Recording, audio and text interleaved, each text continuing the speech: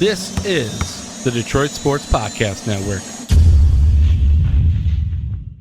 Do you play FanDuel and feel like you aren't creating consistent money-making lineups?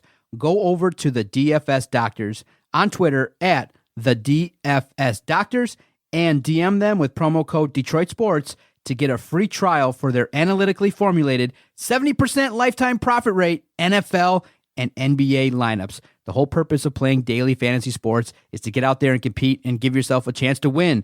So go over to the DFS Doctors. Let them help you. They have analysts on staff that look at the best optimal lineup that you can put out there to win money. So why not take advantage? At the DFS Doctors, promo code Detroit Sports. CBD is a game changer sweeping the nation. This hemp extract is the natural way to elevate your mood, eliminate aches and pains, reduce anxiety, and keep you sleeping all night long. It can even cut your workout recovery time in half. Get in the game today with 20% off all orders of CBD and lavender products from Lavender Lane, a lavender farm located right here in Milan, Michigan. Just go to lavenderlanemi.com today and enter coupon code Detroit for 20% off your entire order. Guys, look, these amazing products are infused with calming lavender to maximize their effectiveness, meaning your CBD items only take minutes to take effect, which is way quicker than those pills you were about to swallow. On top of it, they are perfect for men and women. Lavender Lane has lab-tested CBD creams, tinctures, and roll-ons that are perfect for any situation, even if you're on the go.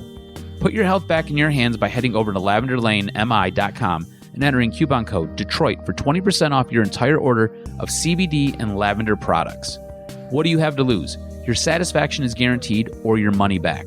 So if you need lavender gifts for your loved ones or just looking for the natural way to ease your discomfort with CBD, go to lavenderlanemi.com and use coupon code Detroit to unlock these miraculous benefits of CBD and lavender. That's lavenderlanemi.com. And remember, use coupon code DETROIT for 20% off your CBD and lavender products from Michigan's own Lavender Lane. Hey, this is Brian Peña. I always join the Vito podcast, the best podcast in the United States.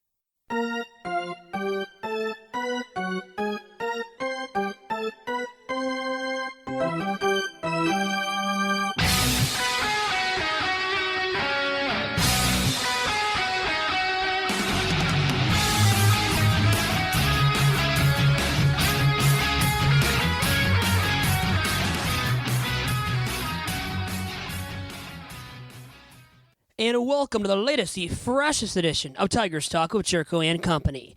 I am your host, Vito Chirco, alongside nobody, as John Charles Macaroon is not with me, and he hasn't been with me a lot lately. Now, was in studio with me, where we reunited for the first time in nearly 2 months. It might have been exactly 2 months to record last week's edition of Tigers Talk, where we had a ton of fun talking about the Tigers and looking at where they stand right now in spring training with opening day rapidly approaching. Remember, the Tigers starting off on the road March 26th, so they have their first game then, and then they open up at home on March 30th at Comerica Park.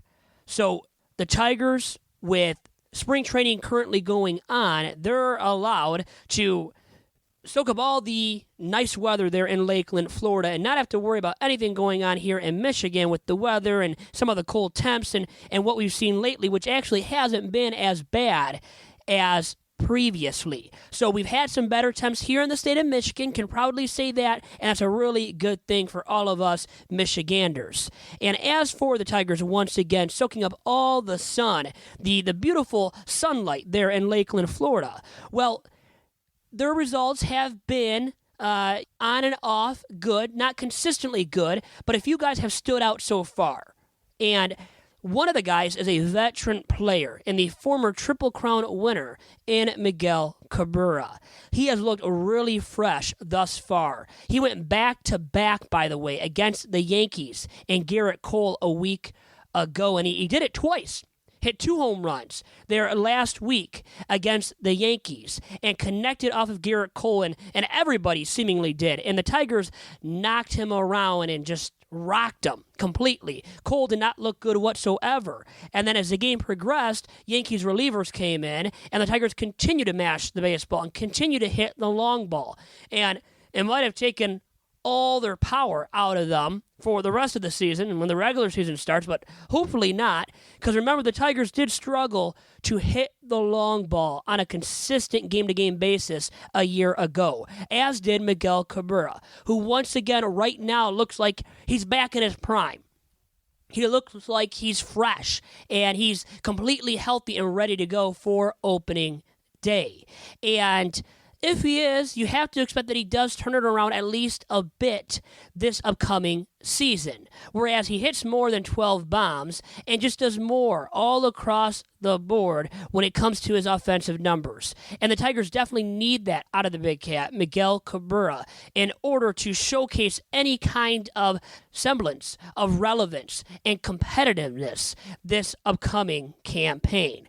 So even though the expectations are not there for him to be this superbly terrific slugger and to connect on, 25 bombs or more this season coming up, still, as a Tigers fan and pundit alike, well, I would like to see, and it is important for the Tigers to get more production out of Miguel Cabrera in the heart of their order this upcoming season, meaning more home runs, more RBIs, and even a better batting average. And OPS then as well. OPS, that stat is so crucial for all these guys, and especially when they're very one-dimensional, as Miguel Cabrera is, or they're just hitters. They're not fielders, don't get it done in the field. They primarily play DH or game-to-game play DH all season long, which is the case with Miguel Cabrera as of last year when he was relegated to DH duties as a result of nagging issues with his body. But once again, so far so good out of Miguel Cabrera. He has trimmed down, looks like he's in terrific shape after working out with Rob Gronkowski in the offseason. Gronk looks superb, looks sexy, and so does Miguel Cabrera. He's back in this shape that we haven't seen out of Miguel in a long, long time, and when it comes to his productivity at the plate, we've seen him look much more fresh and just healthy and right at the plate thus far. Once again, connecting on the long balls. And he did so a week ago against Gerrit Cole and the Yankees. And when I said he hit back-to-back bombs, well, he did it twice. Yes, twice in the same game with Travis Demeritte. Demeritte, an outfielder who is all power, not much with the glove, doesn't hit for average, and didn't realistically hit for average with the Tigers last season once they acquired him midseason in that trade of Shane Greene to the Braves that landed them Demeritte. And Demeritte can hit the long ball, but once again, he is very one-dimensional when it comes to what he can do with the bat.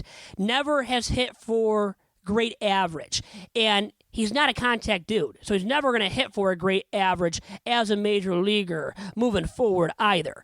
So don't expect that out of him. But with Christin Stewart struggling, others struggling as well, but specifically Christin Stewart, a guy in the corner outfield where Demeritte would be playing this season and did a year ago as well with the Tigers. He's not a center fielder, but a guy that has played on the infield and has played in the corner outfield. Christin Stewart, obviously, as a corner outfielder himself, who relies on hitting the long ball at a very consistent rate. And if he's not, he's going to lose some playing time, and significant playing time, and a guy that could subsequently step up and gain that PT from Stewart is Demeritte. Very similar hitters who are one-dimensional dudes largely, especially Demeritte, but Demeritte has showcased more signs of ripping the cover off of the baseball and hitting the long ball so far in spring camp. Whereas Christin Stewart, along with Candelario, Dewell Lugo, and others, and Cameron Maben, all of those dudes, guys, have struggled hugely so far in spring training. And all of their struggles have been glaring, hugely noticeable. And is it a sign of things to come for those guys in 2020? Well, perhaps for Candelario, the Candyman, who remembered struggled all of last year at the plate, hit below the Mendoza line, had to be sent down to AAA Toledo. So he toyed around with AAA Toledo and going back and forth between Toledo and then with the big league club in Motown. So he never reclaimed his stroke that he showcased. Remember when he was acquired by the Tigers in that trade with the Cubs, it also landed the Detroit Tigers Isaac Paredes. Well, when that trade did occur, well, Candelario after that really emerged onto the scene and hit the cover off of the baseball and looked really good in a Tigers uni. But I guess any kind of praise that we placed upon his shoulders, well, was premature. As last year, once again for the entirety of the season, he struggled hugely at the plate and ended up being in AAA for a portion of the season subsequently. Once again, going back to that deal, made a couple of trade deadlines ago now.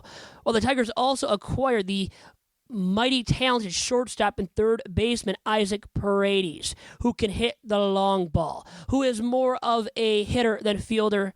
And Candelario has been that kind of player in the past as well. But Paredes is a guy to really have some high hopes for. A promising prospect on the farm. And for a Tigers farm system, as we know, that does not consist of many high-end positional prospects. So the Tigers are hoping for big things out of Paredes. And maybe not this season, but by 2021, Tigers, fans and pundits alike, including myself, would love to see Paredes donning the Old English D. And he's a guy with a bigger body for himself. And similar to Candelario in that fashion, Candelario, though, is trim. He's in shape and can field third base at least adequately. Paredes has been a shortstop, might have to shift over to third base so permanently because of him being more bulky than the Candyman. And that might force Paredes not to be the Tigers' long-term answer at shortstop. So if that is the case, what does it mean for Candy long-term and Dewell Lugo long-term? Are they first basemen then? But can they even hit good enough to play either position or anywhere on a major league diamond in 2020 and in the future, most importantly? And when I say in the future, this season, though, is mightily important for Jeimer Candelario. Once again, the verdict is out on him after his subpar 2019 campaign and his subpar spring training numbers up to this point. And it's led many to speculate, many to the conclusion thus far about Candy that he doesn't have what it takes to become a consistent, everyday, big league ball player. And as of right now, once again, you can argue that it's because of more of his subpar ability at the plate, not even his fielding, where he has showcased some limited ability in the past and some signs of not being the guy that can man the hot corner and do so in a more than adequate fashion with the glove. But now, the red flag with Candy, once again, it is his hitting ability. Does he have what it makes to be a major league hitter that starts on an everyday basis? The verdict is still definitely out at this point regarding the Candyman. And more as these spring training games pile up, more and more the verdict looks like it will be a negative for Jeimer and point to the fact that Candy cannot be relied upon as a major league starter in 2020 or beyond. So, with that being said, too, when you look back at that Cubs trade, made a couple of trade deadlines ago that netted the Cubs reliever Justin Wilson and Avila's son and former Tigers catcher Alex Avila, well, then Paredes has to really turn out and be a star caliber talent at the major league level once he reaches the bigs in this season at some point, by the end of the campaign, or in 2021 at some point, which is the more realistic scenario for Paredes. And for a lot of the Tigers farm guys, the realistic scenario for when they could be called up for the first time is going to be midseason 2020 at the very earliest. And for a lot of them, once again, you don't want to see them up this year. And it's because they're not ready. So don't rush them. Don't rush them to the bigs when they're not ready and there's no expectations for this current rendition of the Tigers major league roster to win. They don't have to win now. They don't have the expectations to win now, or the ball club constructed currently to win now. So you save these guys on the farm. Allow them to get more work in on the farm, whether it be at AA or AAA, you name it. And then they're ready for 2021 and beyond. And that could be the case with Isaac Paredes, definitely. Now, back to Travis Demeritte and to Christin Stewart really quick. Now, for those guys, the expectations are for them to be major leaguers right now going into the start of the 2020 regular season. So if they're not hitting in spring, and realistically knowing their track records and knowing that neither of them have been consistent hitters at the major league level in the past, you start doubting them and their ability to be consistent major league sluggers, guys that are regularly successful at the plate. And if they showcase signs of struggles and of guys that just can't cut it at the major league level, well, they're not going to last in a Tigers uni past 2020. They don't have the same luxury of being afforded the opportunity of toying around in the farm, of getting better and bigger and better for past 2020. It's about 2020 for those two individuals that both are corner outfielders that are limited outside of their power strokes. So in terms of what I see, the Tigers getting out of the two of them in 2020, I don't have high expectations. And for Demeritte especially, no high expectations whatsoever. Now, Stewart, maybe he starts on a sour note the first half of 2020, let's say. But maybe he does kick more into full gear and heats up as the season does progress. And then maybe you see him turning it around come the second half of this upcoming season.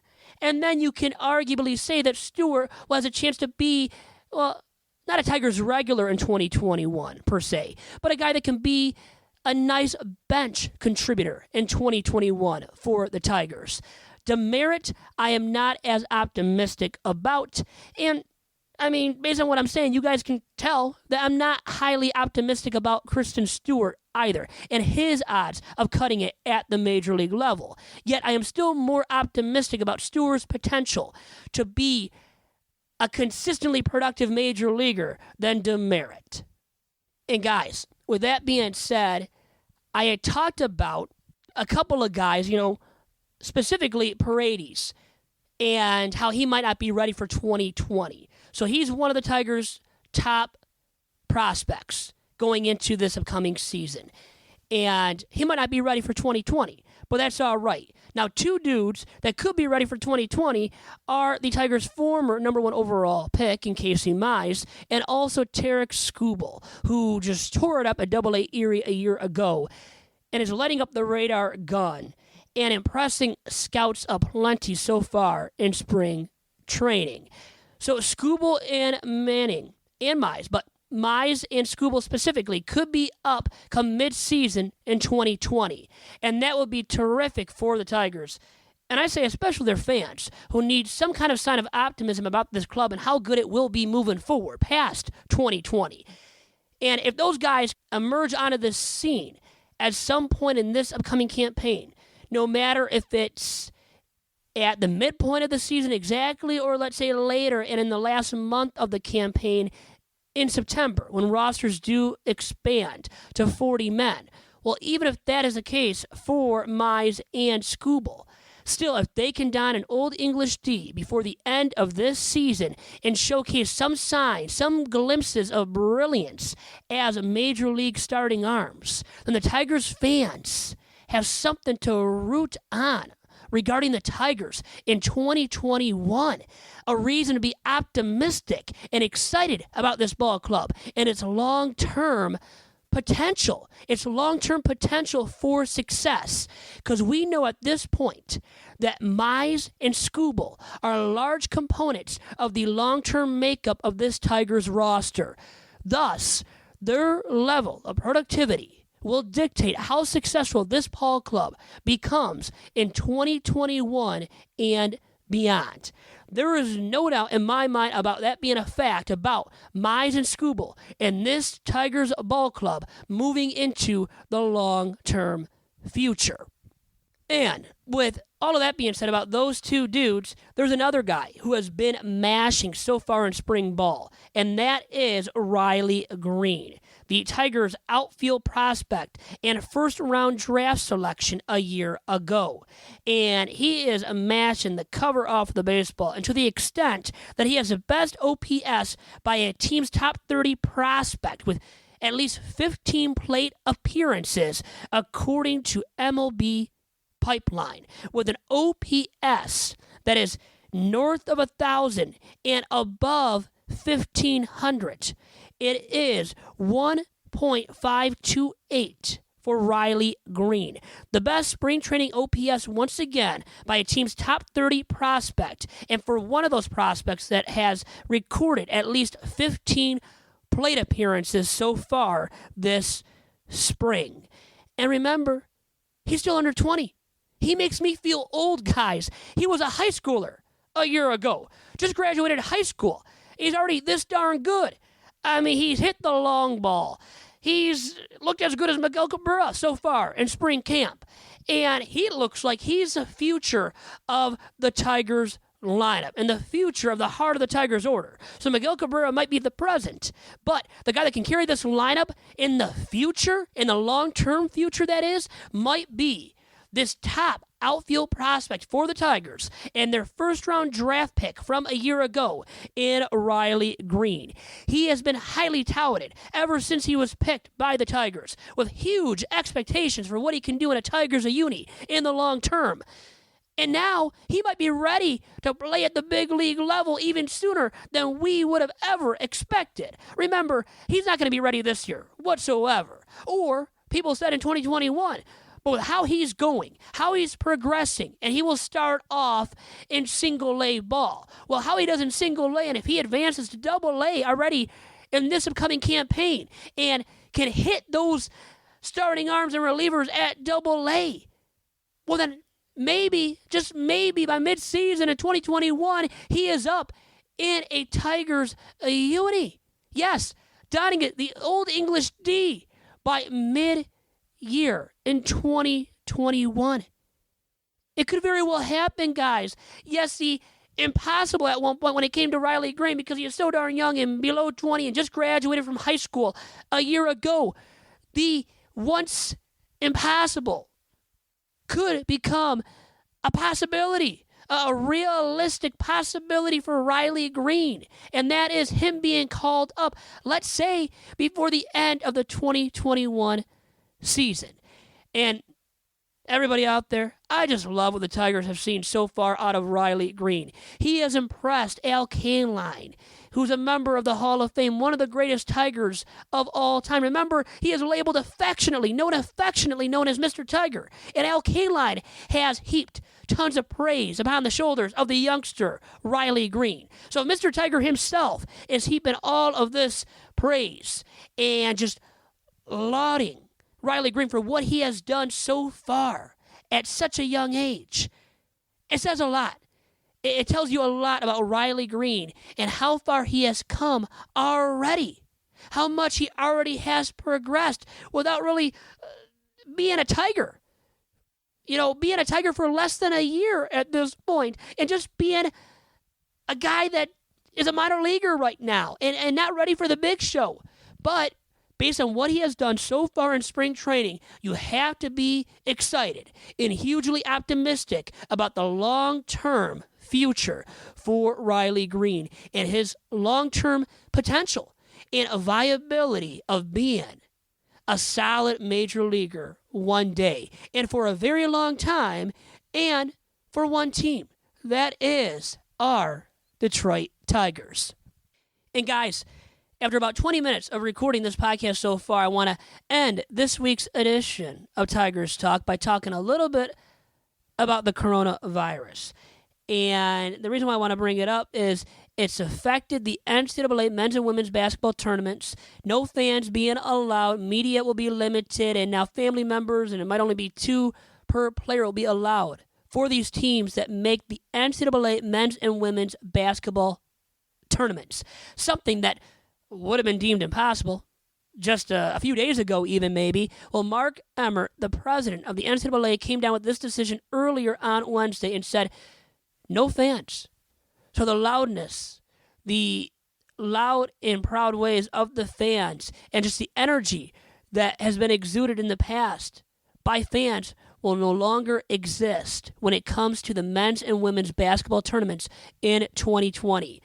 And it's something that's scary to think about how now, with that decision and others that have come down in recent memory, will affect opening day. And for all these ball clubs, for the Tigers when it does occur on March 30th at Comerica Park, but for all these teams across Major League Baseball, what will happen now with opening day? Will these seasons be delayed? Or will the games, when they are played, and let's say they actually are played on schedule, well, the fans don't have a voice. They don't get the chance to pack the ballparks on opening day for their respective ball clubs. Well, it's something. It's something that has become more and more of a realistic possibility by the day as more and more of these announcements are made of events and large-scale events being canceled. Or where now, once again, declarations have been made that fans will not be allowed to attend these events. And such as the NCAA tournament, a monumental event for the fans and more importantly for the kids taking part in these tournaments. Now they won't have the fan support at these games, these monumental games for themselves that are lifelong memories that they will never forget. So the coronavirus has had a huge impact on nearly everybody in the U.S. and to a high level extent throughout the world at this point. And realistically, I can see it affecting now opening day for the Tigers when they open up on the road at Cleveland on Thursday, March 26th. That is the Indians' home opener. The Tigers, once again, home opener taking place on Monday, March 30th against the Kansas City Royals. Doc and I likely and, well, hopefully will be there. And hopefully there's just games taking place. And hopefully the fans can still take part in all of the festivities around the ballpark on that day. Because it's so exciting for everybody. And you don't have to be a hardcore baseball fan to take in all of the joy and simply the festivities surrounding the ballpark on opening day, a day in which the ballpark and the venue surrounding it will be jam-packed from 5 a.m., 6 a.m., and beyond until that first pitch at 1:10 p.m. Eastern Standard Time at Comerica Park on March 30th. So do I see, though, the coronavirus affecting Major League Baseball as it opens up its season at the end of this month? Yes, and it will be devastating for the fans, for all these Major League ball clubs, and for some of them more than others, such as in Seattle, the home of the Seattle Mariners, the epicenter of the virus in the United States. Those games now for the M's, when they open up, will have to be played somewhere else at a remote location not based in Seattle because of the coronavirus and the effect that it's had on that city specifically. I mean, just think about that, guys, the effect there, and the effect now widespread throughout all of the United States of America. And guys, with all that being said, I will let you go on this week's episode of Tigers Talk with Chirco and Company. It's been a pleasure speaking with all of you. Please stay safe, and if you do feel ill whatsoever, have any sort of a fever, definitely take precaution and stay in. Don't go to work. Stay home, rest up for a few days before you go back into the workplace. Adios, guys, now.